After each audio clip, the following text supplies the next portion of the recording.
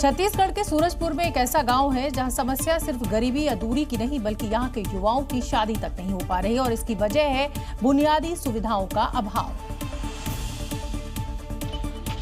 ये गांव आज भी अंधेरे में डूबा है क्योंकि यहाँ बिजली नहीं है, सड़क नहीं है और पानी भी मीलों दूर है। यहाँ के युवा शादी की उम्र पार कर चुके हैं लेकिन सिर पर सेहरा नहीं सज पा रहा। यहाँ सड़क नहीं है, लाइट नहीं है और पानी का भी साधन नहीं है। ये सुविधा न रहने के कारण वहाँ का लोग बहन बेटे यहाँ अपना नहीं देते हैं। रिश्ते आते हैं, लड़का पसंद भी आता है लेकिन गांव की बदहाली देखकर लोग वापस लौट जाते हैं। लोग बुनियादी सुविधा के लिए सरकार से गुहार लगा रहे हैं। शासन प्रशासन को यहाँ की सुविधा, रोड, बिजली, पानी, सड़क ठीक से दिया जाए।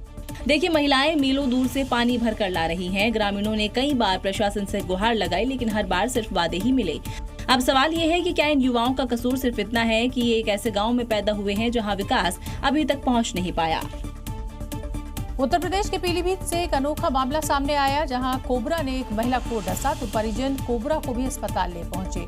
ये देखकर डॉक्टर के भी होश उड़ गए और जहरीला सांप फुफकारता नजर आया। देखिए कैसे डॉक्टर की मेज पर डिब्बे में बंद जहरीला कोबरा फुफकार रहा है।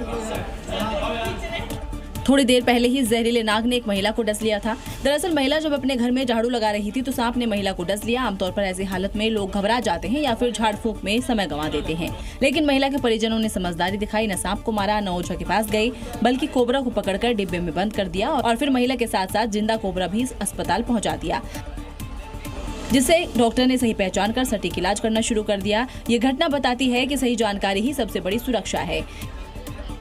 सांप से बचने के लिए सावधानियां जरूरी है। घर के आसपास झाड़ियां ना होने दें। अंधेरे में निकलते समय टॉर्च का इस्तेमाल करें। जमीन पर लकड़ी पटकते हुए चले ताकि सांप आहट से दूर चला जाए। फर्श पर सोने के बजाय चारपाई पर सोएं। सांप डस ले तो मरीज को सीधा लेटा दें। जल्दी से नजदीकी अस्पताल ले जाएं। उत्तर प्रदेश की सियासत में आज पोस्टर को लेकर प्रदर्शन हुआ और योगी आदित्यनाथ को धुरंधर और समाजवादी पार्टी को रहमान डकैत बताने वाले पोस्टर्स चिपकाए गए और उसके बाद विवाद बढ़ गया। इस दौरान एसपी कार्यकर्ताओं ने इन पोस्टर्स को फाड़ दिया, जिसकी तस्वीर भी सामने आ गई है। लखनऊ के एक चौराहे पर लगे पोस्टर को फाड़ दिया गया। समाजवादी पार्टी के 8 से 10 कार्यकर्ताओं ने पूरे बैनर को फाड़ते हुए जमकर नारेबाजी भी की।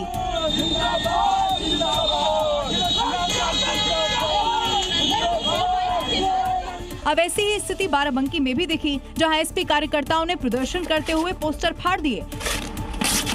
ओपी राजभर ने समाजवादी पार्टी पर निशाना साधा। रक्षक है कि भक्षक? आप उठा के देखिए, उन्हीं के खाली अखिलेश जी के 5 साल के कार्यकाल, मुजफ्फरपुर में दंगे हो रहे थे, लोग गांव छोड़ के पलायन कर रहे थे और ये सफाई में बैठ के नाच देख रहे थे। उत्तर प्रदेश में 27 के चुनाव से पहले ही पोस्टर फाड़ सियासत अब शुरू हो चुकी है।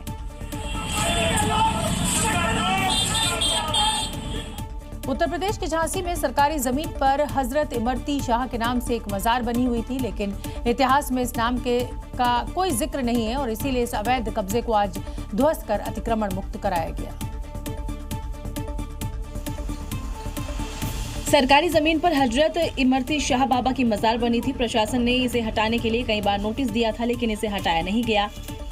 फिर क्या था, अवैध कब्जे पर महाबली की एंट्री हो गई है। इसके प्रहार से कुछ नहीं बच पाया। बुलडोजर ने ऐसा प्रहार किया कि अवैध मजार को समतल कर दिया। करीब 2 घंटे की कार्रवाई के बाद प्रशासन ने भूमि को कब्जा मुक्त करा लिया है।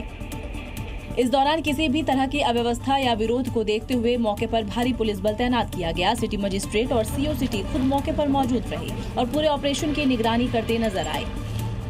ये प्राधिकरण की जमीन थी, ठीक है, इसके ऊपर अवैध अतिक्रमण था। इन्हें नोटिस दिया गया। करीब पिछले 5-6 बार से लगातार इन्हें अवसर दिया गया कि अपना अतिक्रमण को स्वयं हटा लें, तो इन्होंने कुछ अतिक्रमण हटा लिया था, कुछ रह गया था जिसको आज हटा दिया।